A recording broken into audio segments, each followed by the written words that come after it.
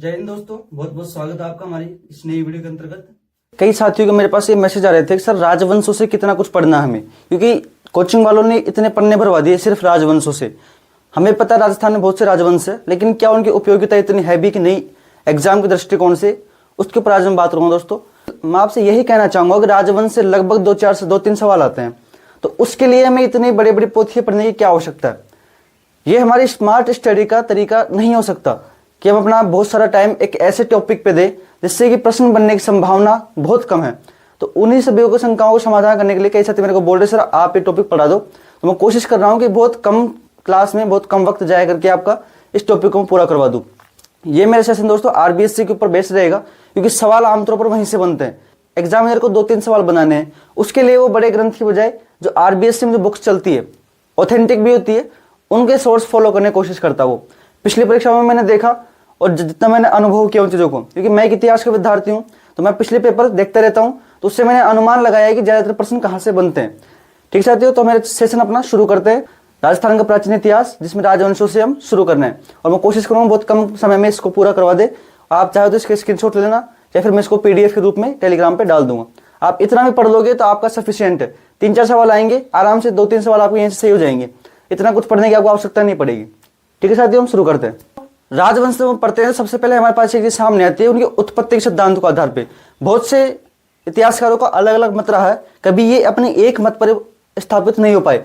ठीक है, हम एक एक का देख लेते हैं। सवाल इनमें से आपको ये देखने को मिलेगा कि अग्निकुंड का सिद्धांत किसने दिया, वत्सगोत्र ब्राह्मण इनको किसने माना, सूर्यवंशी किसने माना, चंद्रवंशी किसने माना और विदेशी किसने माना। बस आपको यही सवाल बनेगा। आपको बहुत सारी कहानी याद करने की आवश्यकता नहीं है। कहानी सुनने के लिए राजवीर सर हैं, वहां से सुन लेना। मैं केवल फैक्ट की बात करूंगा जहां से प्रश्न बन सकता है। सुनाने को कहानी मैं भी सुना दूंगा, लेकिन उतना वक्त हमारे पास है नहीं। हमें केवल जॉब लेनी है तो फैक्ट याद करने पड़ेंगे, कहानी नहीं। ठीक है साथियों, सबसे पहला अग्निवंश होने का सिद्धांत। अग्निकुंड का सिद्धांत किसने दिया था, इसके पीछे बहुत सी कहानियां हैं। आबू पर्वत पे वो ऋषि मुनियों ने 4 जाति उत्पन्न की, वो सब आपको सबको पता होगी। हमें केवल फैक्ट देखना है। ठीक है, सबसे पहले इसका एक सबूत मिलता है दोस्तों पृथ्वीराज रासो के अंतर्गत। किसने लिखी थी, चंद्रबरदाय ने लिखी थी। किसका दरबारी था ये, पृथ्वीराज तृतीय का, जिसने सिद्धांत दिया था अग्निकुंड का, पृथ्वीराज रासो में। बस आपसे यही पूछेगा कहां मिलता है, पृथ्वीराज रासो में। किसने लिखा था, चंद्रबरदाय ने। ठीक है, आगे चलते हैं। वत्स गोत्रीय ब्राह्मण किसने बताया इनको, दोस्तों इसका सबूत मिलता है एक तो बिजोली अभिलेख में, एक मिलता है चंद्रावती अभिलेख में, एक सबसे इंपॉर्टेंट दशरथ शर्मा ने कहा इनको, दूसरा गोपीनाथ शर्मा ने कहा, तीसरा कायम रासों में कायम खान ने भी इनका उल्लेख वत्स गोत्रीय ब्राह्मण के रूप में किया है। ठीक है साथियों, आगे चलते हैं।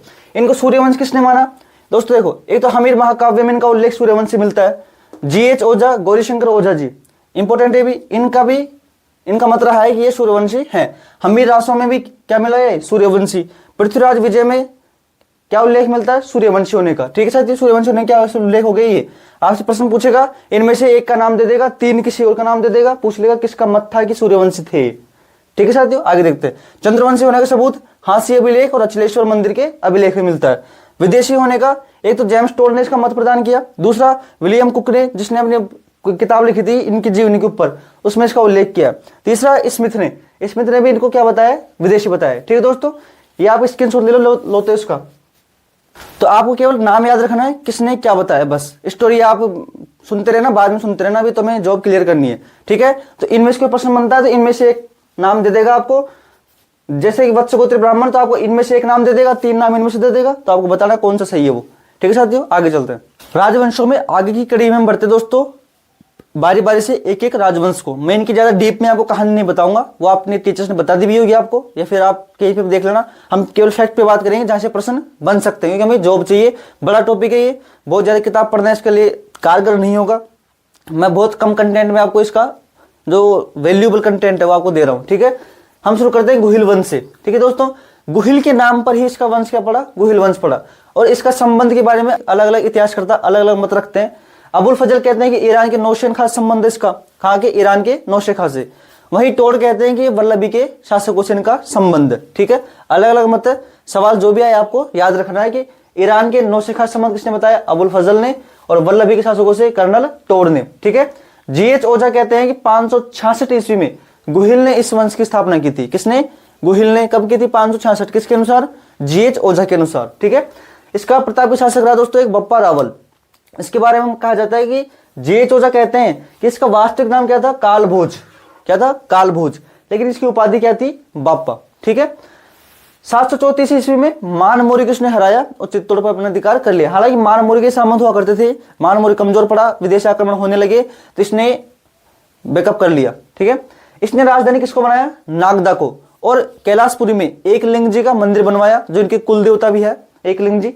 ठीक है। सीवी वैद कहते हैं कि ये फ्रांसीसी के तो चार्ल्स मार्टेल था उससे इनकी तुलना की, क्योंकि इसने भी यूरोप में सबसे पहले मुसलमानों को हराया और हिंदुस्तान में बापा रावल ने हराया, इसलिए इसकी तुलना किससे की, चार्ल्स मार्टेल से। ठीक है। आगे देखते हैं जेतर सिंह के बारे में। इसके बाद एक महत्वपूर्ण शासक दोस्तों यही रहा।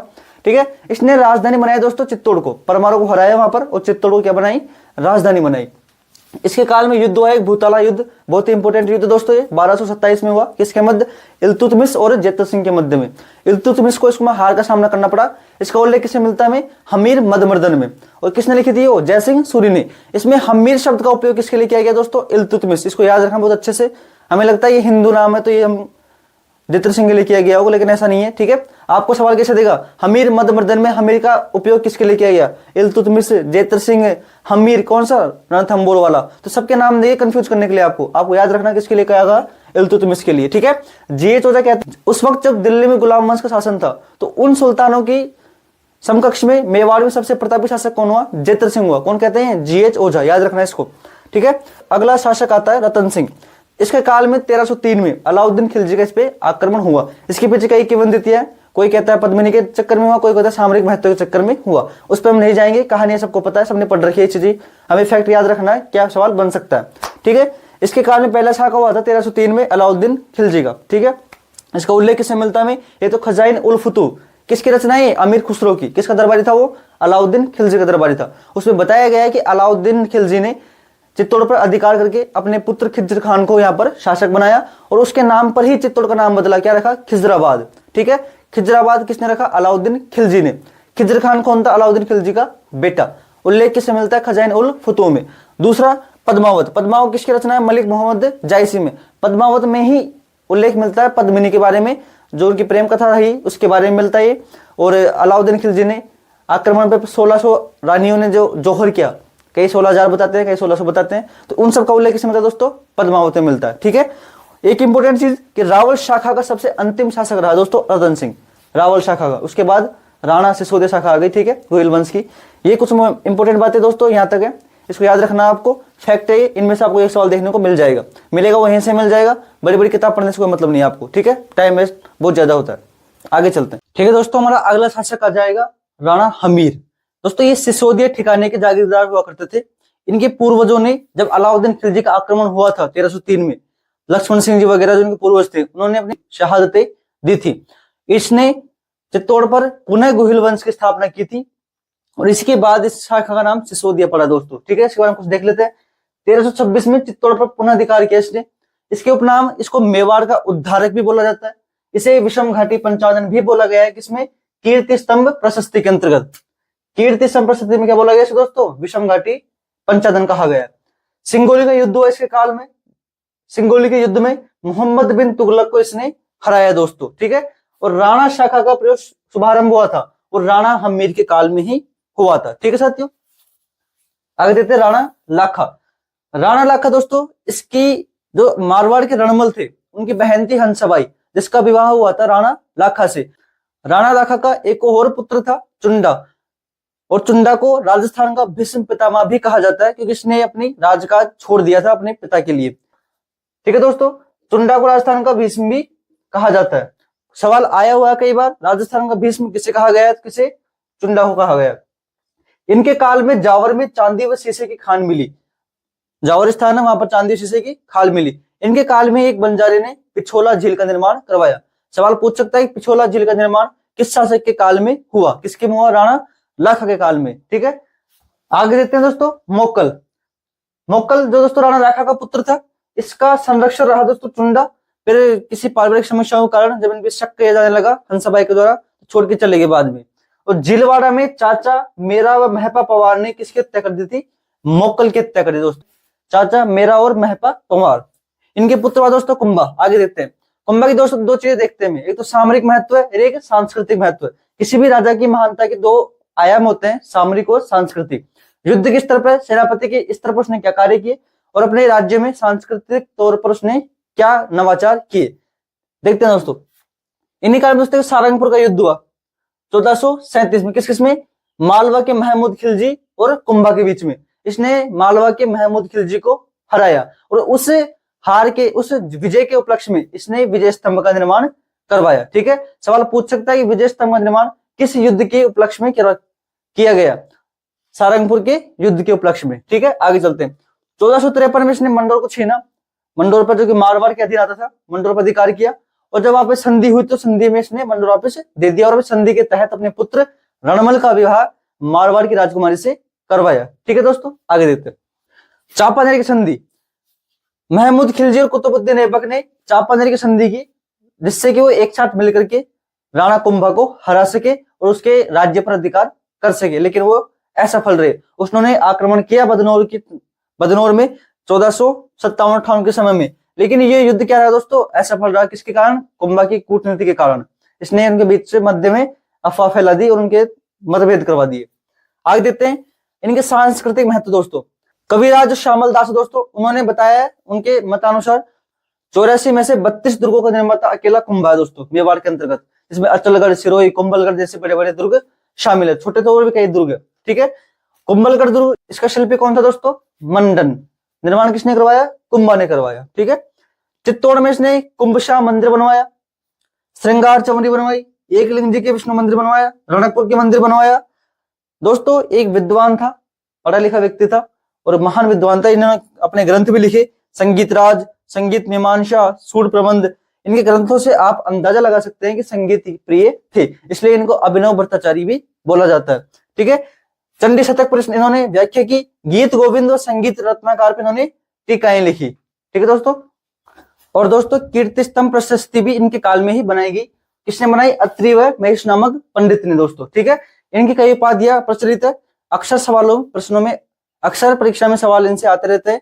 महाराजा धीराज, राव राय, दान गुरु, हाल गुरु, अभिनव भट्टाचारी, इसके लिए संगीत प्रेमी होने के कारण। ठीक है दोस्तों, हिंदू सुल्तान आदि उपाधियां इनको दी गई है दोस्तों। इनके पुत्र हुआ उदा, जिसने इनकी हत्या कर दी, जिसे मेवाड़ का पितृहंता भी कहा जाता है। ठीक है दोस्तों, आगे बढ़ते हैं। ठीक है दोस्तों, आगे देखते हैं हम राणा सांगा के बारे में। राणा सांगा के बारे में दोस्तों, इसका सर्वाधिक महत्व युद्धों के अंतर्गत ही रहा है। सांस्कृतिक कार्य इनके इतने ज्यादा रहे नहीं तो आपसे पूछे भी नहीं जाएंगे। इनसे अगर कोई सवाल बनता है तो आपको युद्धों के अंदर से ही बनेगा। देखना, मालवा के युद्ध में इसने महमूद खिलजी को हराया। किस युद्ध में? मालवा के युद्ध में। ठीक है, उसके बाद खातौली का युद्ध हुआ दोस्तों 1517 में। दिल्ली के इब्राहिम लोदी को इसने हराया। इब्राहिम लोदी को वापस इसने बाड़ी के युद्ध में भी हराया। ठीक है दोस्तों, ये इसके महत्वपूर्ण युद्ध। इसके बाद दो इसके महत्वपूर्ण युद्ध और आते दोस्तों, किसके साथ? बाबर के साथ। पहला युद्ध हुआ इसको दोस्तों बाबर के साथ फरवरी के अंतर्गत 1527 में। कहां पर हुआ था? बयाना में, जिसमें इसने बाबर को हरा दिया और सांगा जीत गया। एक महीने बाद पुनः खानवा के युद्ध में मार्च के अंतर्गत 1527 में बाबर और सांगा पुनः वापस युद्ध होता है दोस्तों। इसमें बाबर विजयी हो जाता है, इसकी तुलगुमा और तोपखाने पद्धति के माध्यम से, क्योंकि राजपूतों के पास इतने तोपखाने वगैरह नहीं थे। बाबर के पास ये जो नई यंत्र नए आए थे, तोपखाने, जिसकी सहायता से ये युद्ध जीत गया था। ठीक है साथियों, राणा सांगा की मृत्यु कहां पर हुई? बसवा के अंतर्गत। ठीक है, इसके पीछे कई कहानियां हैं। युद्ध वो करना चाहते थे, बहुत सारे घाव इनके तन पर लगे थे, लेकिन फिर भी इनके जो सामंत थे इनको युद्ध से निकाल के ले गए। कहा जाता है इनको जहर दे दिया गया, जिससे इनकी मृत्यु हो गई। कहां पर हुई? बसवा में। उनकी समाधि कहां पर दोस्तों? मांडलगढ़ में, भीलवाड़ा में। ठीक है साथियों, आगे चलते हैं। अगला शासक उदय सिंह, सांगा के ही पुत्र थे। ठीक है दोस्तों, मालदेव के सहयोग से 1527 में क्या बन गए? ये राज्याभिषेक हुआ इनका, क्योंकि बनवीर जो कि दासी पुत्र था, इनके सभी भाइयों को मार देता है और इसके बाद पन्नाधाई अपने पुत्र चंदन का बलिदान देकर उदय सिंह की रक्षा करती है और मालदेव की सहायता से 1537 में इनका राज्याभिषेक हो जाता है। 1559 में दोस्तों इसने उदयपुर बसाया। ठीक है साथियों, और उदयपुर को क्या बनाया? अपनी राजधानी भी बनाया। उदय सागर झील का निर्माण करवाया और मोती मगरी महलों का भी निर्माण करवाया। आपको याद रखना, मोती मगरी के महल और उदय सागर झील का निर्माण किसने करवाया? उदय सिंह ने। 1567 में दोस्तों अकबर का आक्रमण होता है, तो सामंतों के कहने पर ये जंगलों में चले जाते हैं। अपने किले की जिम्मेदारी जयमल फत्ता को सौंपकर ये जंगलों में चले जाते हैं। बड़ी वीरता से जयमल फत्ता अपने युद्ध करते हैं और इनके युद्ध कला को देखकर अकबर भी खुश हो जाता है और अपने आगरा के किले में इनकी मूर्तियां बनवाता है दोस्तों दरवाजे के ऊपर। ठीक है, जयमल और फतेह किसके सेनापति थे? उदय सिंह के सेनापति थे। ठीक है, आपको याद रखना है। आगे चलते हैं दोस्तों महाराणा प्रताप के बारे में। इनका जन्म 9 मई 1540 को दोस्तों कहां पर हुआ? कुंभलगढ़ में हुआ था। ठीक है, उदय सिंह के बाद भी अकबर ने कई शिष्टमंडल भेजे कि महाराणा प्रताप से संधि हो सके। ठीक है, 4 शिष्टमंडल 1572 से 1576 तक 4 शिष्टमंडल भेजे दोस्तों। तो क्रमश है, आपको याद रखना है इनको। सबसे पहले जलाल खान, उसके बाद मान सिंह, उसके बाद भगवान दास और उसके बाद तोडरमल। 4 शिष्टमंडल आए, लेकिन प्रताप ने उनकी किसी बात को स्वीकार नहीं किया और अपना संघर्ष जारी रखा दोस्तों। ठीक है साथियों, इनका युद्ध होता दोस्तों हल्दीघाटी। जब ये शिष्टमंडल की बात नहीं मानते तो अकबर अपनी सेना लेकर पहुंच जाता है 1576 में। कहां पर? खमनोर की पहाड़ियों के बीच, जिसको आप वर्तमान में हल्दीघाटी भी बोलते हैं, खमनोर की पहाड़ियां बोलते हैं, गोगुंदा की पहाड़ियां भी बोलते हैं। 18 जून 1576 को हुआ था दोस्तों। अकबर की तरफ से सेनापति था दोस्तों मान सिंह। ठीक है, और प्रताप की तरफ से जो हाकिम खान सूर थे, हाकिम खान था, वो हरावल दस्ते का प्रमुख था। साथ में पुंजा भील भी इनके साथ था।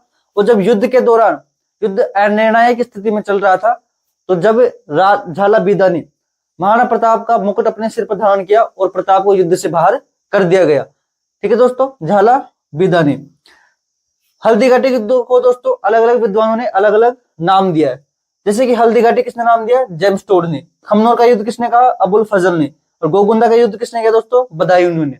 साथ में जेम्स टोड ने इस हल्दीघाटी युद्ध की तुलना मेवाड़ की थर्मोपोली कहकर भी कहा। क्या? मेवाड़ की थर्मोपोली। किसको? हल्दीघाटी को। उसके बाद दोस्तों दिवेर का युद्ध 1582 में। इसके दौरान कई अभियान अकबर के द्वारा भेजे गए, लेकिन सभी असफल रहे। 1582 में दिवेर का युद्ध हुआ, बहुत इंपॉर्टेंट है दोस्तों। इसमें अमर सिंह ने अकबर की मुगल सेना के सेनापति सुल्तान खान को एक भाले के प्रहार से मार दिया दोस्तों। ठीक है, आपको याद रखना है। जेम्स टोड ने इस युद्ध को दिवेर का, मेवाड़ का मैराथन भी कहा है। किस युद्ध को? दिवेर के युद्ध को। महाराणा प्रताप ने चावंड को अपनी राजधानी बनाई और 19 जनवरी 1597 को इनकी मृत्यु हो जाती है और बारडोली में इनकी छतरी बनाई जाती है दोस्तों। ठीक है दोस्तों, ये महाराणा प्रताप की कुछ महत्वपूर्ण चीजें जो इनमें से आपको सवाल बन सकते हैं। ठीक है साथियों, आगे देखते हैं दोस्तों अमर सिंह के बारे में। अमर सिंह दोस्तों जो कि महाराणा प्रताप के पुत्र थे। एक बार जब महाराणा प्रताप जब जीवित थे तो शेरपुर की घटना थी। जब अब्दुल रहीम खान अपनी जनाना महिलाओं के साथ आए हुए थे, तो उन्होंने शेरपुर पर हमला किया। मुगल कैंप हुआ करते थे और उनको पकड़ के लिए आए, लेकिन महाराणा प्रताप ने उन महिलाओं को वापस आजाद करवा दिया दोस्तों। तो अमर सिंह के काल में जहांगीर का आक्रमण हुआ। जहांगीर अपने पुत्र खुर्रम जो कि शाहजहां था, उसको अभियान पर भेजा। उसने खूब लूटमार की दोस्तों। उस पर लूटमार से परेशान होकर वहां के सभी सरदारों ने अमर सिंह से आग्रह किया, लेकिन वो नहीं माने। तो अपने पुत्र से, उनके पुत्र हुआ करते थे करण सिंह, उनसे अनुरोध किया कि अपने पिता को मनाए। जैसे तैसे उन्होंने अपने पिता को मना लिया दोस्तों, और 1615 में मुगलों से संधि करवा ली गई। संधि की तहत दोस्तों शर्त थी कि चित्तौड़ का पुनर्निर्माण या फिर मरम्मत कार्य नहीं करवाया जा सकता। इस संधि से त्रास होकर, परेशान होकर अमर सिंह ने अपने राजकार्य से ही संन्यास ले लिया दोस्तों। ठीक है, राजकार्य संन्यास ले लिया। दुर्ग की मरम्मत नहीं करवा सकते, मुगलों से संधि। इनके काल में एक ही बड़ा काम हुआ दोस्तों कि इन्होंने मुगलों से संधि कर ली थी 1615 में। सवाल बन सकता है किस मेवाड़ के शासक ने सर्वप्रथम मुगलों से संधि की? तो कौन था वो? अमर सिंह था दोस्तों। ठीक है, उसके बाद आता दोस्तों एक बड़ा शासक राज सिंह। इससे कार्यकाल बहुत अच्छा रहा दोस्तों। इसने आते ही चित्तौड़ के मरम्मत का कार्य शुरुआत करवा दी। हालांकि संधि के अगेंस्ट था, तो मुगल सम्राट ने शाहदुल्ला खान के नेतृत्व में 30,000 की सेना भेजी दोस्तों। लेकिन राज सिंह को पता था कि हम युद्ध जीत नहीं सकते, तो उन्होंने अपनी सेनाओं को पीछे कर लिया और वहां पे बस छोटा मोटा कुछ नुकसान करके वो चले गए। कुछ बुर्ज के कंगारे कुछ गिरा करके चले गए वो। ठीक है, जब मुगल उत्तराधिकार युद्ध हुआ तो राज सिंह तटस्थता की भूमिका में रहे, किसी का साथ इन्होंने नहीं दिया। जब औरंगजेब दिल्ली का शासक बन गया तो औरंगजेब ने उनको 6,000 का जात व सवार का मनसबदार बनाया दोस्तों। ठीक है साथियों, उसके बाद दोस्तों औरंगजेब के साथ इनके संबंध अच्छे रहे, लेकिन एक विवाद आता है बीच में, चारुमती विवाद। चारुमती दोस्तों किशनगढ़ की राजकुमारी थी, जिसका विवाह औरंगजेब खुद से करना चाहता था, लेकिन चारुमती उनसे विवाह नहीं करना चाहती थी। उसने संदेश भिजवाया राज सिंह को और राज सिंह ने चारुमती से विवाह कर लिया, जिसके कारण औरंगजेब के अप्रशंसा का कारण भी बना दोस्तों। ठीक है, उसके बाद दोस्तों औरंगजेब ने जजिया कर लगाया 1679 में। उसका भी विरोध राज सिंह ने भरपूर तौर से किया, जिससे कि औरंगजेब का विरोध का सामना करना पड़ा उसे। दूसरी बात दोस्तों, जब अकाल पड़ा तो अकाल राहत कार्य के लिए इसने राजसमंद झील का निर्माण करवाया। गोमती सागर के पानी को रोक करके राजसमंद झील का निर्माण करवाया उसी झील के ऊपर नोचो की पाल स्थित है उत्तरी दिशा में, जिस पर राज प्रशस्ति का निर्माण करवाया। और राज प्रशस्ति दोस्तों लिखी किसने? रणछोड़ भट्ट ने। और ये प्रशस्ति दोस्तों 25 काले संगमरमर के पत्थरों पर है, जो संसार का सबसे बड़ा शिलालेख माना जाता है दोस्तों। ठीक है साथियों, ये कुछ इंपोर्टेंट बातें मेवाड़ राजवंश के बारे में, गुहिल राजवंश के बारे में। इनमें से आरबीएससी की तर्ज पर मैंने दोस्तों बताया, बहुत ज्यादा मुझे पता है, मैंने बहुत ज्यादा नहीं बताया, बहुत डीपली नहीं बताया, सरसरी तौर पे ऊपर से बताया जो इंपोर्टेंट हो सकता है, जहां से सवाल आमतौर पर बनते आए हैं। ठीक है दोस्तों, ये आपके लिए बहुत कारगर सिद्ध हो सकते हैं। आपको बड़ी किताबें, बड़ी पोथी पढ़ने की आवश्यकता नहीं है, क्योंकि एक दो सवाल पूरे बनेंगे इसमें से, उसके लिए आपको बहुत ज्यादा एफर्ट डालने की आवश्यकता नहीं है इसमें। ठीक है दोस्तों, अगला राजवंश देखते हैं। आगे देखते हैं दोस्तों हमारा अगला राजवंश राठौड़ राजवंश, जो मुख्य रूप से मारवाड़ी क्षेत्र में फैला हुआ था। बाद में इसकी एक शाखा बीकानेर में भी थी। ठीक है साथियों, इसके भी उत्पत्ति के कई मतांतर हमारे सामने आते हैं, कई विद्वानों का अलग अलग मत रहा है। जैसे कि जोधपुर के ख्यात में इनको बृहदबल की संतान ने बताया, दयाल दास ने इनको सूर्यवंशी ब्राह्मण भद्रराव के वंश से बताया, नैन सिंह ने इनका संबंध कन्नौज से बताया, कर्नल तोड़ ने इनका संबंध सूर्यवंशी होने से बताया, और एक संबंध इनका दोस्तों दक्षिण के जो राष्ट्रकूट हुआ करते थे उनसे भी इनका एक संबंध बताया गया। ठीक है सर, तो आगे देखते हैं। इनका प्रारंभिक राजा दोस्तों राजा सिंहा हुआ। इसको राठौड़ों का जो मूल पुरुष भी बताया गया दोस्तों, सबसे पहले शासक यही हुआ। कन्नौज के जयचंद गहरवाल से दोस्तों इनका क्या बताया गया है? संबंध बताया गया। किससे? जयचंद गहरवाल से। इसके बाद एक राजा थे दोस्तों राव चुंडा। इन्होंने अपनी राजधानी बनाया दोस्तों मंदौर को, और इनकी पत्नी हुआ करती थी एक चांद कंवर, जिसने चांद बावड़ी का निर्माण करवाया। ठीक है साथी, यानी कुछ मुख्य बातें आरबीएससी के अकॉर्डिंग। अगला शासक आता है दोस्तों रणमल। दोस्तों इनकी बहन थी अंसाबाई, इसका विवाह इन्होंने करवाया था राणा लाखा से। किस शर्त पे? कि इनका होने वाला पुत्र अगला शासक ही बनेगा, जिससे कि राणा मोकल को राजा बनाया गया था। आपको थोड़ी देर पहले मैंने बताया था भी। और चुंडा उसका संरक्षक बना था, और चुंडा बाद में उससे छोड़ के चला भी जाता है, और मोकल की हत्या कर देते हैं चाचा मेहपा पंवार, चाचा मेरा ने। ठीक है, अगला राव जोधा। 1453 में दोस्तों मंदौर पर पुनः विजय प्राप्त कर लेता है। ठीक है, 1459 में इसने दोस्तों जोधपुर का शहर बसाया था, और जोधपुर को ही राजधानी बनाई थी। और जोधपुर में चिड़ियाटूप पहाड़ी पर मेहरानगढ़ दुर्ग भी स्थापित करवाया दोस्तों इसने। ठीक है साथियों, इसने बहलोल लोधी को हराया दोस्तों। और जीएच ओझा, गौरीशंकर ओझा ने जोधपुर का प्रथम प्रतापी शासक कहा किसे? राव जोधा को साथियों। ठीक है दोस्तों, आगे देखते हैं दोस्तों अगला शासक राव मालदेव के बारे में। राव मालदेव दोस्तों मारवाड़ के इतिहास का सबसे पराक्रमी शासकों में गिना जाता है। राव मालदेव दोस्तों, इनके पिता का नाम राव गांगा था, और खानवा के युद्ध में इन्होंने राणा सांगा का साथ दिया था। ठीक है दोस्तों, और 1532 में बहादुर शाह के मेवाड़ पर जब आक्रमण हुआ तो उन्होंने विक्रमादित्य का साथ दिया। पाहेबा साहेबा के युद्ध में जो 1541 को हुआ था, इसने राव जेतसी, जो कहाँ का था? जैसलमेर का था, जैसलमेर के राव जेतसी को इसने हराया दोस्तों। और राव जेतसी जब हारा तो उन्होंने शेर से सूर्य की जाके शरण दी थी। और जब युद्ध हुआ था गिरी सुमेल का, जेतारण का, गिरी सुमेल युद्ध दोस्तों 1544 को हुआ राव मालदेव और शेर सूर्य के बीच में।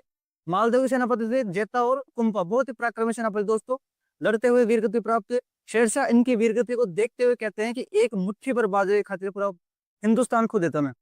हालांकि मालदेव युद्ध से भाग गया था कुछ अविश्वास के कारण। इनकी पत्नी दोस्तों उम्मादे, जो कि राव लूणकरण, जो कि जैसलमेर के शासक थे, उनकी पुत्री हुआ करती थी। और ये इनको इतिहास में रूठ रानी के नाम से भी जाना जाता है, आप सबको पता भी होगा।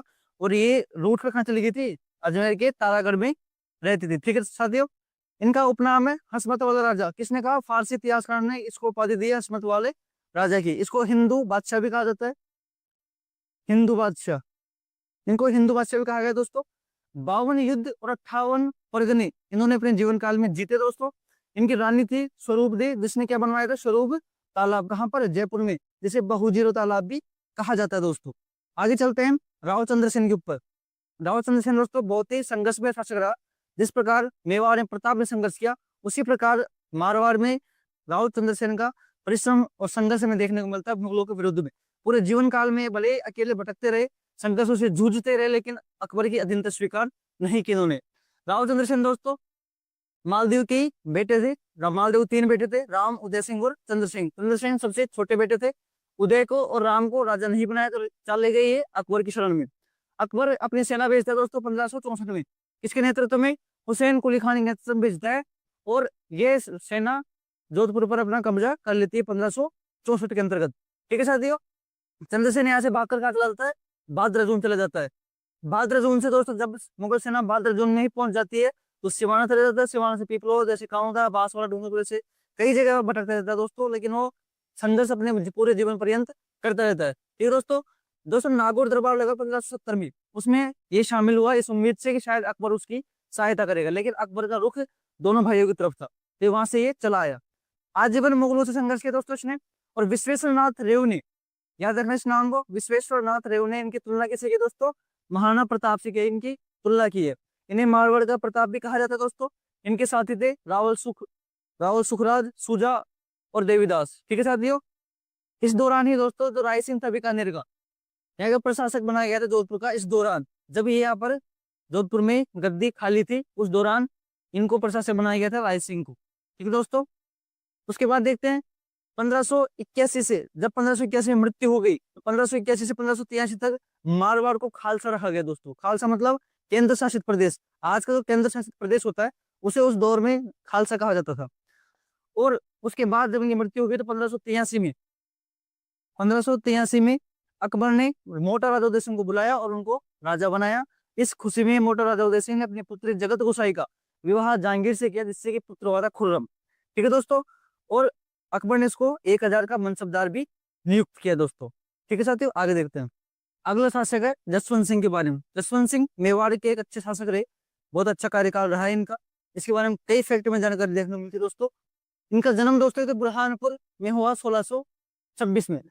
जब इनके पिता के स्वर्गवास उस वक्त ये बूंदी में थे, तो उनको शाहजहां ने बुलाया जल्दी और इनको टीका, खिलहत, जड़ाऊ और जमदर देकर राजा की उपाधि प्रदान की। जब पहले के दोनों जब दोस्तों राजा बनाया जाता था, उसके एक भेंट के रूप में, भेंट स्वरूप दिया जाता था टीका, खिलहत, जड़ाऊ, जमदर आदि। इनको 4000 का मनसबदार बनाया दोस्तों। 4000 का मनसबदार और सवार बनाया गया। ठीक है। और जब ये अल्पायु में थे, चूंकि इस वक्त अल्पायु में थे, तो इनकी एक मंत्री के तौर पर नियुक्ति की गई किसकी?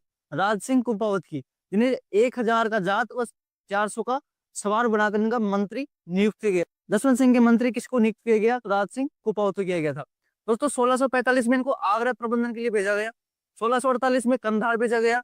और मुगल उत्तराधिकारी युद्ध में प्रारंभिक तौर पर ये धर्मत के युद्ध में इन्होंने दारा का साथ दिया, लेकिन दारा हार गया, तो ये वापस जोधपुर लौट आया। लेकिन इनकी एक रानी हुआ करती थी, उदयपुरी रानी जसवंत दी।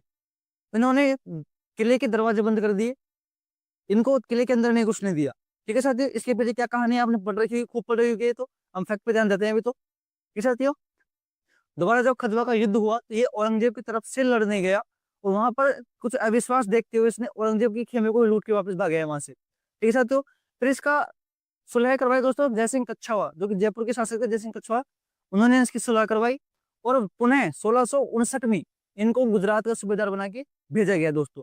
और 1562 में नहीं, शिवाजी के खिलाफ जो मराठा थे, शिवाजी के खिलाफ शाइस्ता खान जो संघर्ष कर रहा था दक्षिण में, उनकी मदद के लिए इनको भेजा गया, लेकिन ये इस परिणाम बहुत असफल रहे। ठीक है दोस्तों। इनसे परेशान होकर औरंगजेब ने वापस इनको 1672 में काबुल भेज दिया, और वहीं पर 1678 में इनकी जमरूद में निधन हो गया दोस्तों। ठीक है साथियों। इनके दरबारी विद्वान देख सकते हैं, सूरत मिश्र, नरहरिदास, नवीन कवि, बनारसीदास, मोहनोत नैन्सी। मोहनोत नैन्सी दोस्तों प्रसिद्ध नाम है, इनकी रचनाएं भी है नैन्सी रिख्यात और मारवाड़ परगनारी विगत। ठीक है दोस्तों। आरबीएससी की बुक्स में जहाँ से प्रश्न बनने की पूरी संभावना होती है, उनमें ये कंटेंट दे रखा है, उसको मैं आपके सामने लेके आ गया हूँ। मुझे पता है आपको लग रहा हो कि बहुत कम कंटेंट है, लेकिन जरूरी नहीं कि बहुत ज्यादा कंटेंट में से पूछ रहे, कई बार कम में से भी पूछ लेता है। जितना इंपॉर्टेंट है इसमें से आपको देखने को मिल जाएगा। बड़ी बड़ी पोथी पढ़ने की बजाय इतना पढ़ लो, 3-4 सवाल पूरे आने इसमें से, इनमें से सही हो जाएंगे वो। ठीक है साथियों। आगे देखते हैं दोस्तों। आगे देखते हैं हम अगला राजवंश हमारा बीकानेर के राठौर के बारे में। हमने मारवाड़ के राठौर पढ़ लिए, मारवाड़ से अलग होके एक शाखा बनी नहीं बीकानेर, क्योंकि राव बीका जोधा के पुत्र से छूटे, किसी कारण में दरबार से निकल जाते हैं वो। उसके पीछे कई कहानियां उसके ऊपर हमने जाइए, फैक्ट से मतलब हमें। तो राव बीका जोधा के पुत्र हुआ करते थे। 1565 में निकल जाते हैं यहाँ से मारवाड़ से बीकानेर की तरफ। ठीक है। और 1588 में दोस्तों काफी संघर्षों के बाद इन्होंने बीकानेर की स्थापना की, और देशनोक में करणी माता का मूल मंदिर बनाया दोस्तों। ठीक है। कई बार हम देखते हैं करणी माता के मंदिर के लिए गंगा सिंह जी का भी नाम आता है, लेकिन उन्होंने जीर्णोद्धार करवाया होगा। लेकिन मूल मंदिर का निर्माण किसने करवाया? राव बीका ने। मुगल के राव शेखा की पुत्र से दोस्तों उन्होंने क्या किया था? विवाह किया था। ठीक है साथियों। आगे चलते हैं राव लूणकरण के बारे में। राव लूणकरण ने दोस्तों नागौर के मोहम्मद शाह को हराया। डोसी के युद्ध हुआ था 1526 में। 1526 में डोसी के युद्ध में नारनौल के जो अबीमीरा थे, नवाब अबीमीरा को दोस्तों हराया। साथ ही लूणकरण से झील का निर्माण करवाया। साथ ही इन्हें कलयुग का कारण भी कहा जाता है। किसने कहा? बिट्टू सूजा ने कहा। अपने कौन से ग्रंथ में?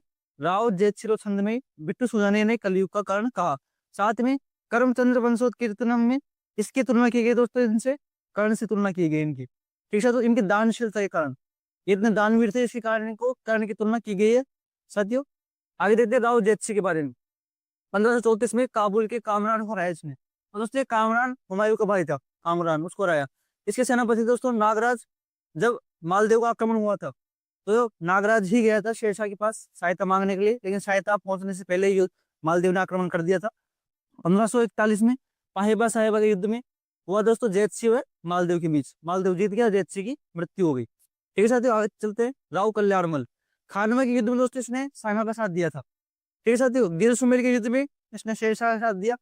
शेरशाह का साथ क्यों दिया? क्योंकि जेत कल्याणमल के पिता जेतसी के समय में मालदेव ने आक्रमण किया और जेतसी को मार दिया। इसका प्रतिशोध लेने के लिए शेरशाह सूरी का साथ दिया कल्याणमल ने गिर सुमेर के युद्ध में। भटनेर दुर्ग पर इसने अधिकार किया दोस्तों, भटनेर पर। 1570 में नागौर दरबार में मुगल अधीनता स्वीकार की। अकबर के नागौर दरबार में मुगल अधीनता स्वीकार की इन्होंने, और ये प्रथम राठौड़ शासक थे दोस्तों, प्रथम इन्होंने अधीनता स्वीकार की। इनके पुत्र थे राय सिंह और दूसरा पृथ्वीराज राठौड़। राय सिंह को दोस्तों 1572 में जब उधर चंद्रसेन था, चंद्रसेन के ऊपर आक्रमण हो रहे थे, उस वक्त जोधपुर की गद्दी खाली पड़ी थी, तो इनको प्रशासक बनाकर भेजा गया 1572 में। और पृथ्वीराज राठौड़ को ये अकबर अपने साथ दरबार में ले गए। एक बहुत अच्छे कवि थे, इन्होंने बेली कृष्ण रुक्मणी नामक ग्रंथ की रचना की थी दोस्तों। ठीक है साथियों, ठीक है दोस्तों, आगे देखते हैं हम राव राय सिंह के बारे में। 1570 में नागौर दरबार में ये अकबर की शरण में चले जाते हैं, और अकबर इन्हें 1572 में जब चंद्रसेन दर दर भटक रहा था, तो उस वक्त अकबर ने जोधपुर का प्रशासक बना देता है दोस्तों। 1574 में जब इनके पिताजी की मृत्यु रहती है, तो 1574 में अकबर ने इसको महाराजाधिराज की उपाधि प्रदान की। इसके महाराजाधिराज, सवाल अगर परीक्षा में आ जाए तो आपको याद रखना अकबर ने किसे महाराजाधिराज की उपाधि दी, तो वो कौन था? राय सिंह को। तो इसको शासक बनाया दोस्तों। राय सिंह ने जूनागढ़ का निर्माण करवाया और किले के दरवाजे पर जयमल फत्ता की मूर्तियां लगवाई, तथा किले के अंदर राय सिंह प्रशस्ति का भी निर्माण करवाया। और दोस्तों अकाल राहत कार्य के दौरान अत्यधिक धन खर्च करने के कारण मुंशी देवी प्रसाद ने इनको राजपुताने का कर्ण भी कहा गया। ठीक है साथियों, आगे देखते हैं राव कर्ण सिंह। ठीक है साथियों, राव कर्ण सिंह, शाहजहां ने दक्षिण अभियानों में बहुत इन्हें काम लिया और बहुत इन्हें वीरता का परिचय दिया अपना दोस्तों। और मतिरे की राड़ एक बहुत विख्यात राड़ है दोस्तों, हमारे इतिहास में बहुत इसके पीछे कई कहानियां हैं। मतिरे की राड़ हुई दोस्तों, वो जाखनिया गांव में हुई थी, नागौर के पास में, नागौर और इसके बीकानेर के बॉर्डर पर वो जाखनिया गांव, जहां पर हुई थी।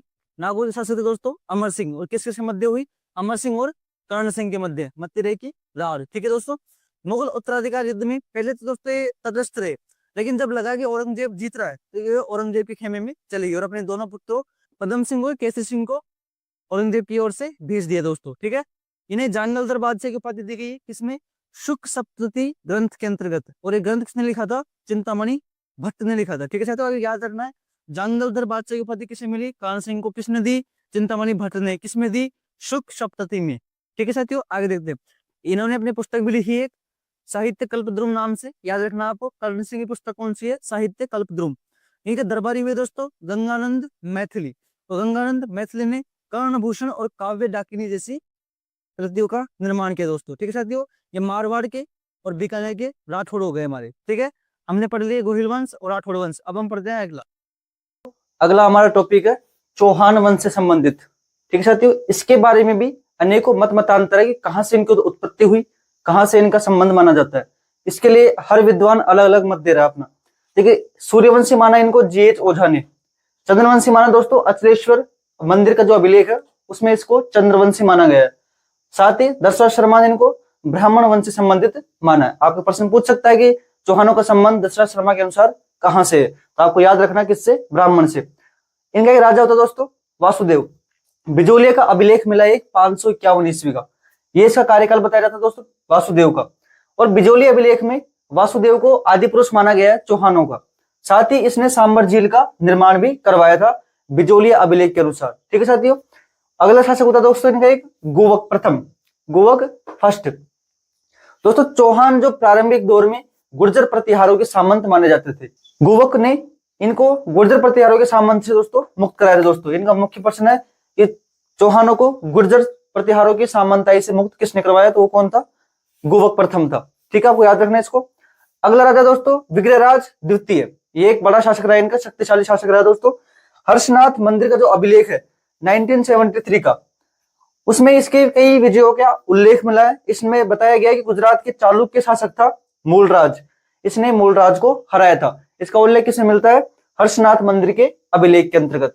ठीक है साथियों, अगला शासक हुआ दोस्तों इनके गोविंद तृतीय। इसको दोस्तों वेरीघट्ट की उपाधि दी गई। वेरीघट्ट दुश्मनों का संहारक किसमें दिया गया? पृथ्वीराज विजय नामक ग्रंथ में इसकी उपाधि दी गई वेरीघट्ट। फरिश्ता कहता है, फारसी इतिहासकार है दोस्तों, ये कहता है जो इसने गजनी के शासकों को मारवाड़ से आगे नहीं बढ़ने दिया, वहीं पे इसको दमन करके वापस भगा दिया दोस्तों। इससे अंदाजा लगा सकते हैं कितना शक्तिशाली शासक रहा। आपको याद रखना वेरीघट्ट और फरिश्ता ने क्या कहा था, किसके बारे में कहा था? ये गोविंद तृतीय के बारे में। प्रश्न यहाँ से आए हुए हैं पहले। अजय राज दोस्तों एक बड़ा शासक हुआ इन सबके बाद में। 1105 में शासक बनता है दोस्तों, और 1113 में इसने अजय मेरू नाम का शहर बसाया, जिसको वर्तमान में हम अजमेरी बोलते हैं। वहां पर तारागढ़ दुर्ग भी बनवाया दोस्तों इसने दोस्तों चांदी व सोने के सिक्के चलवाए, जिसका नाम हुआ करता था अजय प्रिय द्रम्ब। और अपने उन सिक्कों के ऊपर अपनी रानी सोमल देवी या फिर सोमलवती भी बोलते हैं उनको, उनका चित्र अंकित करवाया दोस्तों। इन्होंने अपने क्षेत्र में, अपने राज्य में जैन अनुयायियों को मंदिर बनाने की अनुमति भी दी, तथा पार्श्वनाथ मंदिर में स्वर्ण कलश भी दान किया दोस्तों। इसने स्वर्ण कलश किसने दान किया? अजय राज ने दान किया। ठीक है साथियों, अजय मेरे बसाया चांदी सोने के सिक्के थे, उसको अजय प्रिय दम्भ बोलते थे, और रानी सोमलवती का नाम इस पर छपवाया दोस्तों। ठीक है साथियों, आगे देखते हैं। ठीक है दोस्तों, आगे देखते हैं अगले शासक अर्णोराज के बारे में। दोस्तों तुर्कों व मालवा के शासकों को इसने हराया। इसके बारे में जानकारी मिलती है कि इसने तुर्कों जो मालवा के शासक थे उनको पराजित किया। ठीक है, इनने निर्माण करवाया दोस्तों एक तो आना सागर झील का, जो वर्तमान में अजमेर में है। इनको आना जी भी कहते थे, तो नाम से स्पष्ट है। आना सागर किसने बनवाई? अर्णोराज ने। ठीक है दोस्तों, साथ में इन्होंने पुष्कर के अंतर्गत क्या बनवाया? एक वराह मंदिर बनवाया। ठीक है, और जैन संप्रदाय के जो खत्रगच्छ अनुयायी थे, जैन संप्रदाय दोस्तों जो खत्रगच्छ के अनुयायी थे, उनको इसने अपने राज्य में भूमि दान दी मंदिर बनवाने के लिए, आश्रम बनवाने के लिए। दोस्तों देवबोध और धर्मघोष नाम के दो महान विद्वान हुआ करते थे, वो इनके ही काल में जन्मे थे दोस्तों। चालुक्यों से ये पराजित हुआ। तुर्कों व मालवा के शासकों को हराया इसने, तथा चालुक्यों से ये पराजित हुआ दोस्तों। ठीक है, खत्रगच्छ के अनुयायी को भूमि दान दी। देवबोध और धर्मघोष इनके काल में विद्वान हुआ करते थे। अगला बड़ा शासक दोस्तों विग्रहराज फोर्थ। आमतौर पर सवाल आपको यहीं से देखने को मिलते हैं, विग्रहराज और पृथ्वीराज तृतीय से। ठीक है, इंपॉर्टेंट यही है दोस्तों। ये तो पहली बात तो ये कि ये पहला शासक था जिसने दिल्ली पर अधिकार किया था तोमरों को हरा करके। ठीक है दोस्तों, और इसने गजनी के जो खुसरो शाह था, खुसरो शाह, उसने गजनी के खुसरो शाह को हराया। जयानक भट्ट ने इसे कवि बांधव की उपाधि भी दी। याद रखना आपको, कवि बांधव की उपाधि किसने दी और किसको दी, दोनों चीज याद रखनी है आपको। ठीक है, आगे देखते हैं इसके बारे में। इसने दोस्तों निर्माण करवाया एक संस्कृत पाठशाला का। अजमेर में एक संस्कृत पाठशाला का निर्माण करवाया, जिसकी दीवारों पर अपने जो नाटक थी हरिकेली, उसकी पंक्तियां गुदवाई। लेकिन कालांतर में जब कुतुबुद्दीन ऐबक का आक्रमण हुआ, तो इसने संस्कृत पाठशाला को गिरवाकर वहां पर एक मस्जिद बनवा दी, जिसे वर्तमान में हम अढ़ाई दिन का झोपड़ा भी कहते हैं। ठीक है दोस्तों, हरिकेल नाटक पंक्तियां गुदवाई कहां पर? संस्कृत पाठशाला पर। संस्कृत पाठशाला तुड़वाकर क्या बनवा दिया गया? अढ़ाई दिन का झोपड़ा। किसने बनवाया? कुतुबुद्दीन ऐबक ने। ठीक है, इसकी रचना थी दोस्तों हरिकेली नाटक। इस नाटक लिखा था हरिकेली। ठीक है, इसका दरबारी था सोमदेव, जिसने ललित विग्रहराज की रचना की। किलहोर्न जो एक विद्वान थे, इतिहासकार थे, इन्होंने इनकी तुलना कालिदास और भवभूति से की। किस आधार पे? लेखन क्षमता के आधार पर, क्योंकि कालिदास ने भी इतनी रचनाएं लिखी, तो उनके आधार पर इसने तुलना की कालिदास और भवभूति से। कहा जाता है कि इनका काल था वो सपाद लक्ष का स्वर्ण काल माना जाता है। आप देख सकते हैं सामरिक दृष्टि से भी दोस्तों ये दिल्ली पर अधिकार कर रहा है, गजनी के खुसरो शाह को हरा रहा है ये। दूसरी तरफ सांस्कृतिक रूप से भी देखिए, संस्कृत पाठशाला का निर्माण करवा रहा है, नाटक लिख रहा है, अपने दरबार में ऐसे विद्वानों को स्थान दे रहा है जो रचनात्मक दृष्टि से बहुत उन्नत है। ठीक है दोस्तों, ये कुछ बातें विग्रहराज फोर्थ के बारे में। अगला शासक है दोस्तों हमारे पास पृथ्वीराज तृतीय। चौहान वंश का सबसे प्रतापी शासक और सबसे प्रसिद्ध शासक शायद सांबर का। मात्र 11 वर्ष की आयु में दोस्तों ये शासक बन गए थे। इनके कुछ सामरिक महत्व देखते हैं दोस्तों। जब ये शासक बने दोस्तों तो 1182 में इसने सतलज के भंडारकों, एक जनजाति हुआ करती थी दोस्तों भंडारक, उनका इसने दमन किया। 1182 में ही महोबा के साथ इनका युद्ध हुआ, महोबा के परमर्ददेव चंदेल के साथ इनका युद्ध हुआ। परमर्ददेव चंदेल के बारे में कहा जाता है, उनके सेनापति के बारे में आल्हा और उदल, बड़े पराक्रमी शासक योद्धा थे दोस्तों। उनके सेनापति हुआ करते थे आल्हा और उदल।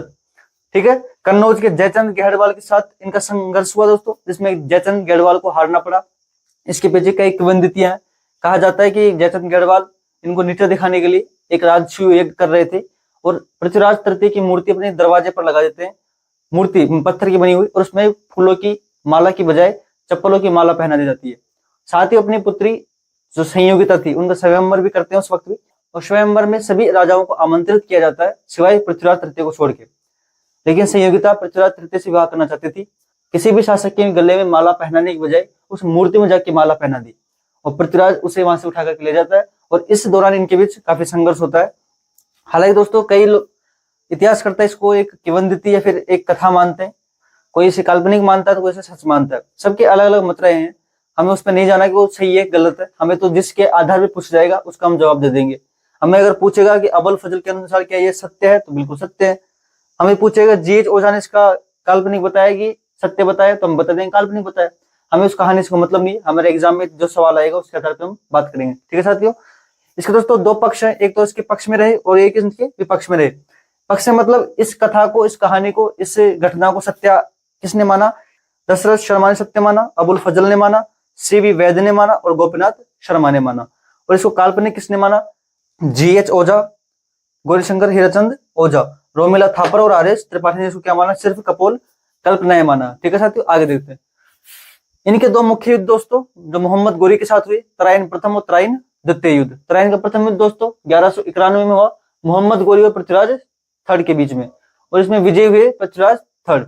यह इनकी एक गलती रहेगी दोस्तों, हारने के बाद इन्होंने मोहम्मद गोरी को जिंदा छोड़ दिया। अगर उस वक्त मोहम्मद गोरी को मार दिया होता तो शायद आगे ये नौबत ना आती। लेकिन हमारी परंपरा रही दोस्तों कि हम निहत्थे के ऊपर हथियार नहीं उठाते, जो क्षमा याचना पे आतुर हो जाए उस पर हम हथियार नहीं उठाते। तराइन का द्वितीय युद्ध हुआ दोस्तों 1192 में। एक साल बाद मोहम्मद गोरी अपने सेना को और ताकतवर बनाकर के वापस आता है तराइन के मैदान में 1192 में, और पुनः युद्ध होता है मोहम्मद गोरी और पृथ्वीराज तृतीय के बीच में। इस युद्ध में दोस्तों पृथ्वीराज तृतीय की हार हो जाती है और वो हार सुनिश्चित करती है भारतीय उपमहाद्वीप पर आक्रांताओं बाहरी शासकों का शासन को, जिसमें मुगल भी हुए, अंग्रेज, डच वगैरह सब आए फिर तो, लेकिन दिल्ली के ऊपर दोबारा किसी भारतीय स्थानीय शासक का कब्जा नहीं हो पाया। ठीक है दोस्तों, इसके दरबारी विद्वान थे जयानक और चंद्रबरदाई। जयानक ने पृथ्वीराज विजय की रचना की और चंद्रबरदाई ने पृथ्वीराज रासु रचना की। ठीक है साथियों, कहा जाता है कि मोहम्मद गोरी इसको पकड़ के ले जाता है पृथ्वीराज को, साथ में चंद्रबरदाई को भी लेके जाता है। जो पृथ्वीराज तृतीय तो शब्द भेदी बाण चलाने में बड़े माहिर थे, और कहा जाता है एक कथा है चंद्रबरदाई की पृथ्वीराज रासु के अंतर्गत कि वो शब्द भेदी बाणों के माध्यम से गोरी का वध करते हैं।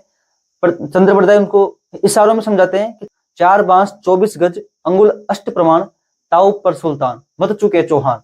तो शब्द भेदी बाणों के माध्यम से वो इशारों में समझाते हैं कि मोहम्मद गोरी उससे कितने दूर बैठा है और वो किस आधार पे तीर चलाए कि उसको मोहम्मद गोरी को जाकर के लगे। उसमें कहावतें बोलता है कि 4 बांस 24 गज अंगुल अष्ट प्रमाण ताऊ पर सुल्तान बैठा मत चुके चौहान।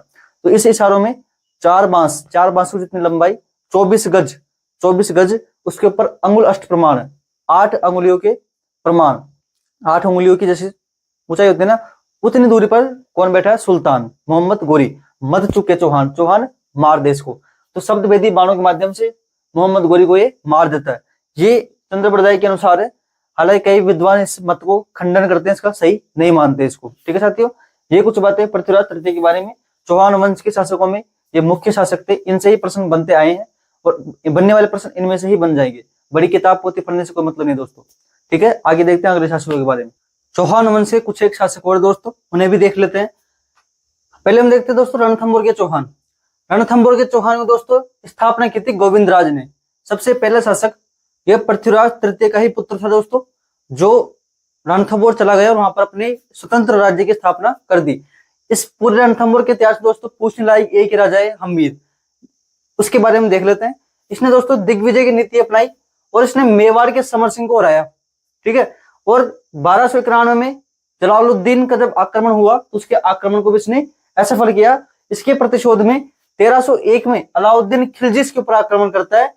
और अलाउद्दीन खिलजी के आक्रमण का कारण था दोस्तों कि अलाउद्दीन खिलजी के 2 भगोड़े थे, विद्रोही थे के हब्रू और मोहम्मद शाह। इनको शरण दी थी हमीर ने। हमीर के पास जब ये आए, हमीर ने इनको शरण दी। अलाउद्दीन खिलजी के कई बार चेताने के बावजूद भी उन्होंने अपने शरण से इन्हें निर्मुक्त नहीं किया, तो अलाउद्दीन खिलजी ने आक्रमण किया। और इस आक्रमण के दौरान दोस्तों, इस युद्ध के परिणाम स्वरूप दोस्तों, हमीर युद्ध हार जाते हैं और हमीर को केसरिया करना पड़ता है और इनकी रानी रंगदेवी को जौहर करना पड़ता है। ठीक है साथियों, इनके संबंध में दोस्तों कई ग्रंथ छपे हुए हैं। हमीर महाकाव्य जो कि नयन चंद्र सूरी ने लिखा था, हमीर रासो जो कि जोधराज ने लिखा था, हमीर हट जो कि चंद्रशेखर ने लिखा था। दुनिया में दोस्तों हमीर हट बड़ा प्रसिद्ध है। और हमीर के हट के बारे में दोस्तों कथन भी कहा जाता है कि अलाउद्दीन खिलजी जब बोलता है कि हमारे भगोड़ों को तुम छोड़ दो, तो हमीर हट धारण कर लेता है कि मैं अपने शरण में आए लोगों को नहीं छोड़ूंगा, नहीं जाने दूंगा, उनकी रक्षा करूंगा। तो हमीर के हट के रूप में कहा जाता है, सिंह सवन सतपुरुष वचन कदली फले एक बार, त्रिया तेल हमीर हट चढ़े न दूजी बार। ठीक है दोस्तों, ये कथन कहा जाता है हमीर के हट के बारे में। ना तो त्रिया तेल दोबारा चढ़ता है और ना हमीर का हट दोबारा चढ़ता है। ठीक है दोस्तों, आगे देखते हैं हम जालोर के चौहानों के बारे में। जालोर के चौहान दोस्तों, इसका संस्थापक था कीर्तिपाल 1181 में। इसके प्रसिद्ध शासकों में दोस्तों एक ही हुआ, कानड़ देव, जिसके काल में यहाँ पर अलाउद्दीन खिलजी का आक्रमण हुआ था, इसलिए हम इसको याद रखते हैं। दोस्तों 1308 में अलाउद्दीन खिलजी ने सिवाना के दुर्ग पर आक्रमण किया। सिवाना का दुर्ग दोस्तों जालोर के अंतर्गत ही आता है और ये गुजरात जो मार्ग है उसके बीच में पड़ता है। दोस्तों ये सामरिक दृष्टि से बहुत इंपॉर्टेंट है, इसलिए यहाँ पर आक्रमण हुआ था। लेकिन यहाँ पे कहीं कहानियां, कहीं किंवदंतियां जग जाहिर है कि किस किस कारण से, आगे हम देखें उन चीजों को भी। 1308 में दोस्तों सिवाना पर अलाउद्दीन खिलजी ने आक्रमण किया और सिवाना के दुर्ग को जीत करके वहां का प्रशासक बनाया कमालुद्दीन कुर्क को, और वहां के नाम बदल के रख दिया दोस्तों खैराबाद। किसका नाम बदल के रखा? खैराबाद, सिवाना के दुर्ग को। ठीक है दोस्तों, 1311 में अलाउद्दीन खिलजी का जालोर पर आक्रमण होता है। जालोर को वो जीत लेता है और जालोर का नाम बदल कर रख देता है दोस्तों जलालाबाद। जालोर आसानी से जीतने लायक तो नहीं था, लेकिन कहते हैं ना कि कुछ धोखेबाज और विश्वासघाती के कारण बड़ी से बड़ी सत्ता भी गिर जाती है। तो जालोर के शासक कानड़ देव के एक सरदार हुआ करते थे बीका दहिया। इनके विश्वासघात के कारण अलाउद्दीन खिलजी को मार्ग मिला, जिससे कि उन्होंने जालोर दुर्ग को जीत लिया और कानड़ देव को हार का सामना करना पड़ा और साका करना पड़ा। लेकिन दोस्तों नैणसी जी एक जो कवि हैं, इतिहासकार भी है, उनका अलग मत रहा है इसके ऊपर। उनका मानना है कि जो कानड़ देव के पुत्र थे वीरम देव, उनसे विवाह करना चाहती थी अलाउद्दीन खिलजी की पुत्री, उसका नाम था फिरोजा। फिरोजा बेहद पसंद करती थी वीरम देव को, लेकिन वीरम देव उससे शादी नहीं करना चाहता था। उसके ऊपर कई प्रस्ताव भेजते हैं शादी के, लेकिन वीरम देव साफ स्पष्ट तौर पर मना कर देते हैं। और नैणसी अपनी भाषा में वीरम देव का जवाब देते हैं, मामा लाजे भाटिया कुल लाजे चौहान, जे में परनीजू तुर्कड़ी पश्चिम उगे भान। यानी कि अगर मैं इस तुर्क मतलब अलाउद्दीन खिलजी दोस्तों तुर्क जाति का था, तो मैं अगर इस तुर्कड़ी से विवाह करता हूं तो मेरे मामा का कुल जो कि भाटी है वो ल जाएगा, मेरा कुल जो चौहान है वो ल जाएगा, और यदि मानो कि मैंने इससे शादी कर ली तो यो मानो कि सूर्य भी पश्चिम दिशा से उगेगा। तो ये कथन दोस्तों कवियों की महिमा लग रही है। इन्होंने अपने तरीके से पता नहीं क्या क्या गढ़ दिया कि मामा लाजे भाटिया कुल लाजे चौहान, जय में परनीजू तुर्कड़ी तो पश्चिम उगे भान। ठीक है दोस्तों, ये नैणसी का मत रहा कि वीरमदेव एके की पुत्री को, एके मतलब अलाउद्दीन खिलजी, इसको शॉर्टकट में इतिहास में एके बोलते हैं, एके की पुत्री फिरोजा को शादी के लिए मना कर देता है। ठीक है दोस्तों, ये हो गए जालोर के, रणथंभौर के चौहान। हमने चौहान कंप्लीट कर लिया। अब हम देखते हैं अगले शासकों के बारे में। जय हिंद दोस्तों, आगे हम देखते हैं आज कछवाहा वंश के बारे में, जिसका क्षेत्र जो पूरी राजस्थान रहा, ढूंढाड़ बेल्ट जो है वो इसके ऊपर अधिकार किया उन्होंने, उसके ऊपर शासन किया उन्होंने, जयपुर के आसपास के क्षेत्र में। हम देखते हैं कछवाहा वंश के बारे में। इसकी भी उत्पत्ति के अनेक मत रहे हैं दोस्तों। ये स्वयं अपने आप को श्री राम के पुत्र कुश के वंशज मानते हैं। सूर्यमल मिश्रण कहते हैं कि रघुवंशी शासक की संतानें हैं, इसलिए ये कुर्मवंशी है, और धीरे धीरे कालांतर में नाम परिवर्तित होते होते कुर्मवंशी से कुछवाहा हो गए, कछवाहा हो गया। ठीक दोस्तों, इनकी प्रारंभिक राजधानी दोस्तों दौसा रही। यहाँ पर मीणा और बड़गुजरों को हराकर इसने दौसा पर अधिकार किया। फिर धीरे धीरे दुले राय ने जमरामगढ़ की मीणाओं को हराकर जमरामगढ़ को राजधानी बना ली। उसके बाद कोकिल देव आए, उन्होंने जो आमेर के क्षेत्र के मीणा थे उनको हरा करके आमेर पर अधिकार कर लिया। ठीक है दोस्तों, उसके बाद कोकिल देव के बाद हो गया भारमल जी। भारमल दोस्तों ये पहला राजपूत शासक था जिसने मुगलों की अधीनता स्वीकार की। जब अकबर 1562 में अजमेर आया हुआ था दरगाह पर, तो 1562 में सांबर नामक स्थान पर बहारमल ने अकबर की अधीनता स्वीकार की तथा उसी वक्त अपनी पुत्री हरका भाई का उसके साथ विवाह कर दिया। अपने पुत्र भगवान दास और पौत्र मानसिंह के साथ उसने अधीनता स्वीकार कर ली। ये सवाल आ सकता है दोस्तों कि वो पहला शासक कौन था जिसने अकबर की अधीनता स्वीकार की, तो कौन था वो? बहारमल। उसके बाद दोस्तों भगवान दास बहारमल के पुत्र थे। 7 वर्षों तक दोस्तों पंजाब के सूबेदार रहा है, ठीक है। तो इसने सरनाल के युद्ध में अपनी विजय का परिचय भी दिया था। इसकी पुत्री थी हरमान बाई, उसका विवाह इसने जहांगीर से किया था। उसी की संतान हुई दोस्तों खुसरो, ठीक है। उसके बाद एक बड़ा शासक आता हमारे सामने, मानसिंह। बहुत ही पराक्रमी युद्ध दोस्तों मानसिंह कच्छावा। अपने जीवन काल में अनेकों युद्ध लड़े दोस्तों, और बहुत कम युद्ध इसने हारे। इतने एक्यूरेसी के साथ इसने युद्ध किए दोस्तों, बहुत ही पराक्रमी शासक थे दोस्तों। इसके सैन्य बयान देखते हैं। 1569 में रणथंभौर के सुरजन सिंह हाड़ा को उसने हराया और मुगल सल्तनत के सामने झुकने पर मजबूर कर दिया। अकबर ने भी इनको महाराणा प्रताप को समझाने के लिए एक शिष्टमंडल के तौर पर भेजा था। 1576 में जब वो नहीं माना तो 1576 में अकबर अपनी सेना लेकर भेजता है। उसका सेना का सेनापतित्व कर रहा था मानसिंह कच्छावा, ठीक है दोस्तों। 1592 में इसने उड़ीसा को जीतकर मुगल सल्तनत का हिस्सा बनाया दोस्तों। 1582 में राजा बन गए थे। अकबर के नवरत्नों में शामिल, ये इतना महत्वपूर्ण था कि अकबर के नवरत्नों में शामिल था दोस्तों। अकबर इसे अपने बेटे के समान मानता था, इसलिए इसको उपाधि दी फर्जंद की अकबर ने, और 7000 का मनसबदार बनाया। शायद उस दौर में और कोई राजपूत शासक इतना बड़े मनसब का ओहदेदार नहीं था जितना मानसिंह था। और अकबर का सबसे विश्वास पात्र योद्धाओं में, विश्वास पात्र सेनापतियों में मानसिंह का नाम गिना जाता है दोस्तों, ठीक है। और जहांगीर ने इसका मनसब कम किया था। जब अकबर चला गया तो जहांगीर आया, जहांगीर ने मानसिंह का मनसब कम कर दिया था दोस्तों। और ये सवाल परीक्षा में आया हुआ भी है, ठीक है। इसकी रानी थी दोस्तों कनकावती। उड़ीसा के में युद्ध के दौरान इनके पुत्र जगत सिंह की मृत्यु हो गई थी, तो जगत सिंह की याद में ही रानी कनकावती ने जगत शिरोमणि मंदिर का निर्माण भी करवाया था, ठीक है दोस्तों। इनके दरबारी और ग्रंथ मुरारीदान इन्होंने लिखी थी प्रमाण प्रकाश, ठीक है दोस्तों। एक तो जगन्नाथ, उसने लिखी थी मानसिंह कीर्ति मुक्तावली। इनके समय में ही मानचरित्र महाराज कोश का ग्रंथ भी लिखा गया दोस्तों। ये कुछ इंपोर्टेंट बातें आरबीसी के अकॉर्डिंग, उम्मीद इनमें से सवाल मिल जाए देखने को आपको। पिछली बार ये सवाल आ गया था, जहांगीर ने किसका मनसब कम किया था, तो मानसिंह का कम किया था, ठीक है दोस्तों। इसके बाद आता है दोस्तों हमारा अगला राजा मिर्जा राजा जयसिंह। 1621 से 67 तक इसका कार्यकाल रहा दोस्तों। 1623 में दक्षिण में इसने मलिक अंबर को विद्रोह को दमन किया, मलिक अंबर को। 29 में इसने उज्बेगों के दमन किया। 30 में खाने जहां लोधी को हराया इसने। 1636 में शाहजहां के साथ बीजापुर गोलकुंडा के अभियान पर गया। 37 में सूजा के साथ कंधार अभियान पर गया। और मुगल उत्तराधिकार युद्ध में बहादुरपुर के युद्ध जब 1658 में हुआ तो इसने सूजा को हराया दोस्तों। और औरंगजेब ने इसे शिवाजी के दमन के लिए दक्षिण में भी भेजा, और इसने शिवाजी के विद्रोह का दमन भी किया, शिवाजी को बंदी भी बनाया, और शिवाजी को मजबूर भी किया पुरंदर की संधि करने के लिए। पुरंदर की संधि 1665 में। आगे देखते दोस्तों सवाई जयसिंह के बारे में। सवाई शब्द दोस्तों ये दिया था औरंगजेब ने।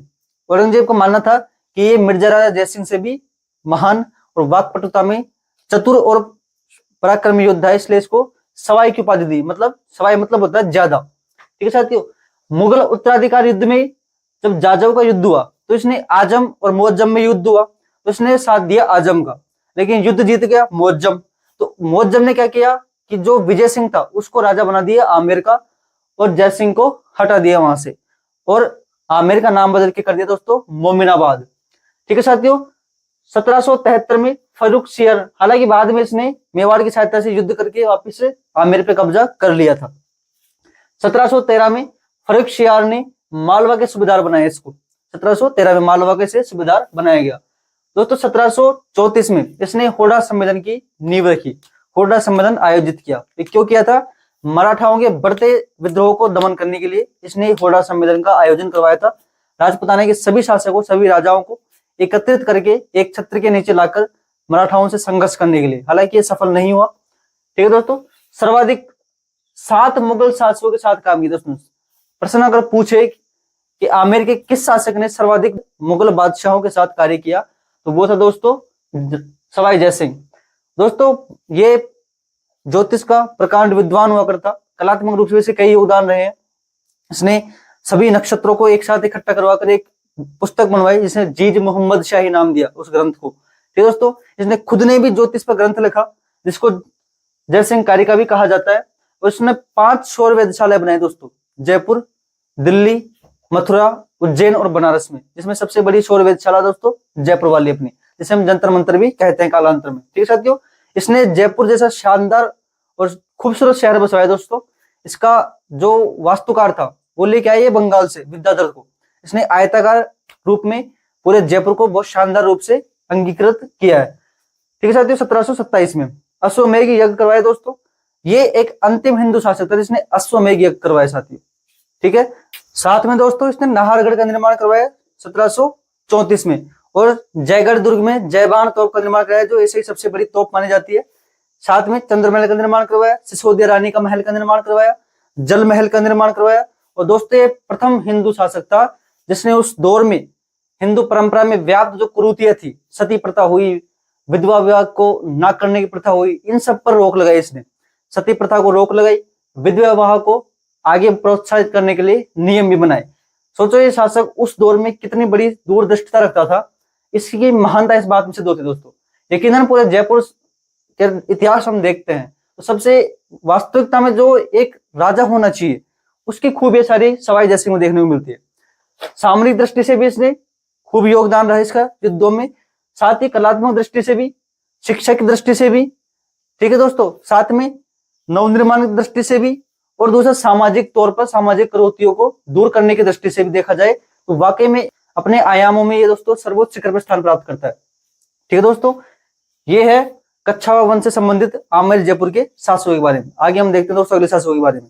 दोस्तों हम देखते हैं अगले राजवंश के बारे में, भरतपुर राजवंश, जिसके अंतर्गत जाट राजवंश का शासन रहा दोस्तों। इस जाट राजवंश की स्थापना की थी चूड़ामन ने। उसके बाद शासक हुए बदन सिंह, जिसको जयसिंह ने ब्रजराज की उपाधि दी थी। किसकी? ब्रजराज की उपाधि। इसने डीग के महलों का निर्माण करवाया दोस्तों, और जाट कच्छावा मैत्री संबंधों को प्रगाढ़ किया, उसे बनाए रखा दोस्तों। किसने? बदन सिंह ने। उसके बाद आते हैं सूरजमल जी। सूरजमल जी ने दोस्तों भरतपुर के दुर्ग था जो लोहागढ़, उसका निर्माण करवाया और भरतपुर को ही अपनी राजधानी स्थापित की। ठीक है साथियों, जयपुर का जो उत्तराधिकारी युद्ध हुआ उसमें इन्होंने ईश्वरी सिंह का साथ दिया। ठीक है साथियों, और पानीपत के युद्ध में ये जाने वाले थे अब्दाली के विरुद्ध, लेकिन सदाशिव भाव के दुर्व्यवहार के कारण ये वापस लौट आते हैं।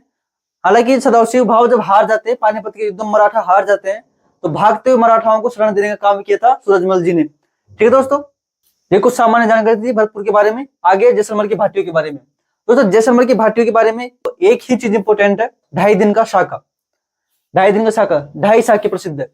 प्रथम शाखा था दोस्तों मूलराज के समय अलाउद्दीन खिलजी का आक्रमण हुआ था। ठीक है, दूसरा शाखा हुआ राव दूदा के समय जब फिरोज शाह तुगलक का आक्रमण हुआ था। तीसरा जिसे अर्ध शाखा भी बोलते हैं दोस्तों, ये राव लूणकरण के समय हुआ था। राव लूणकरण ने दोस्तों कंधार के शासक आमिर अली को अपने यहाँ शरण दी, लेकिन उसने विश्वासघात के चलते लूणकरण पर आक्रमण बोल दिया दोस्तों, धावा बोल दिया, जिस कारण राव लूणकरण की मृत्यु हो गई। लेकिन भाटी आखिरकार युद्ध जीत जाते हैं, जिस कारण महिलाओं को जौहर नहीं करना पड़ता। इसलिए दोस्तों इसको 2.5 शाखे बोलते हैं, 1 2 ये 2.5। ठीक है साथियों, हर राय भाटी नागौर दरबार में 1570 में जब अकबर का दरबार लगा था, उसमें अधीनता स्वीकार करने वाला हर राय भाटी था जैसलमेर की तरफ से। जवाहर सिंह जो कि भाटी वंश का अंतिम शासक हुआ दोस्तों। ये दोस्तों राजस्थान की कुछ राजवंश है, इंपोर्टेंट बातें इनकी आरबीएससी बुक्स के अकॉर्डिंग। उम्मीद करता हूं इनमें से आपको काफी पर्सन देखने को मिल जाएंगे दोस्तों।